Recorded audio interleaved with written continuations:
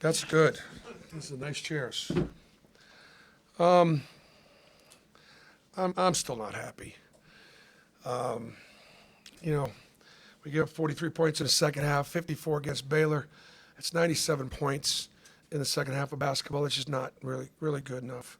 We only turned them over one time in the second half, and I'm still having to coach effort and energy, and that's a problem. And I think the thing what's got to translate is how much you hate losing. And if we can't pick up our effort and our energy, our physicality of our play, finishing plays, we block a shot and they get the rebound, with way too much consistency. And if I get the guys kind of focused on that, then we got a chance to be okay. Southeast Louisiana was picked up to finish first or second in the league, and they live in a league with Northwestern State, who last year beat TCU at TCU. They live in a league with McNeese State, who already has gone on the road and beaten VCU.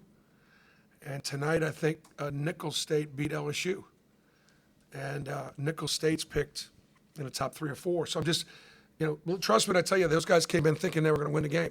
They've got seniors, and that's a good team. That team's going to have a good year, but I'm still not, pleased.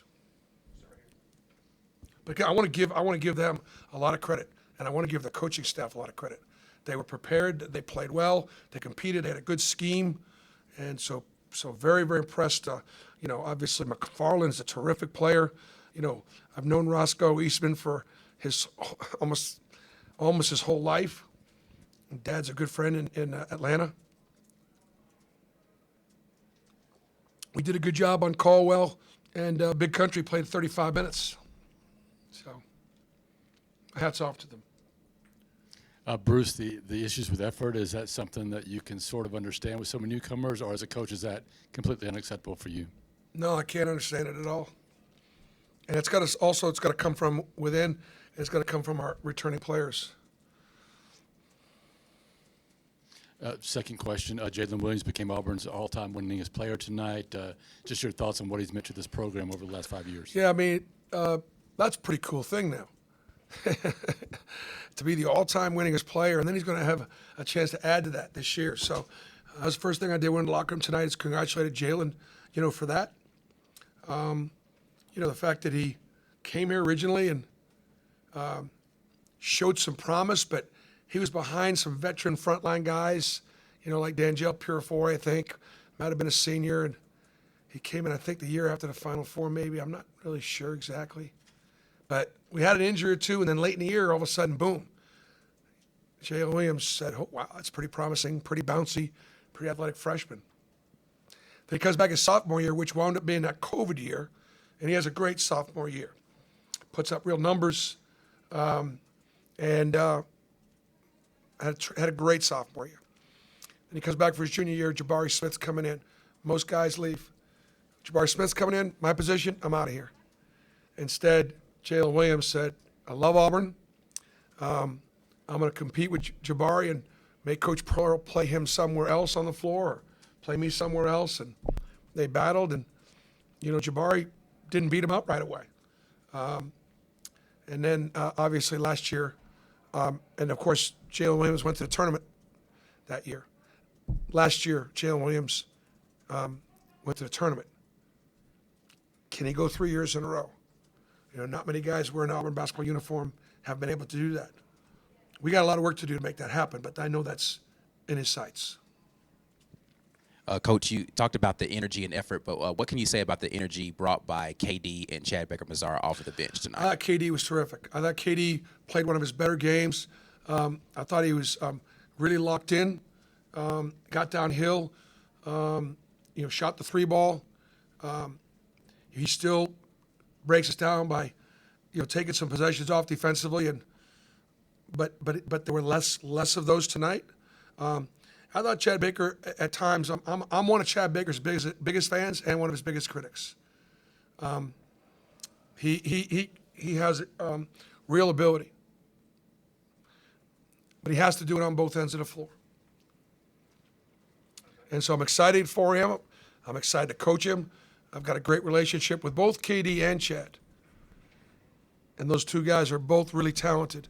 Like I believe in asking more from the guys who are capable of giving more. I don't ask more from everybody. That's the way KD's capable of playing like that, and then some. And Chad Baker's capable of playing better. Coach Chaney Johnson all over the boards tonight, but kind of struggled a little bit offensively, just kind of looked a little lost. Do you think it's just because he's going through an adjustment period? Yeah, he is. I don't know. You know, he every shot he takes I like. He is our hardest worker. He is in the gym all the time, and so I want him to keep shooting.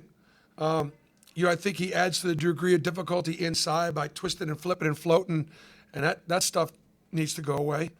And I just think he's very unselfish. Man, he's one of them guys now that he plays the way I want to play now. And he is athletic and he'll fly around. And so I'm okay with Chaney, maybe he tricked off a few shots, but he really helps us defensively, and obviously with 11 boards, 7 offensive boards, that's how he needs to play. I was very happy with how he played tonight. Oh, what do you got? Aiden was, I think, plus 17 in 22 minutes. Just talk about his performance. The lights come on, the lights get bright, and number one shows up. He does. I think I like what Trey and Aiden did tonight. They only had one turnover together, which was really good. Obviously he's a gifted offensive player. Got a real good feel for tempo. I'd like him to go faster. I'd like him to push it harder. But he's got it. You can see it. He's working hard defensively. He still gets lined up a little bit because of his size and his youth, but he's working at it. Got some special in him. Okay. All right, guys, thanks. Thank you.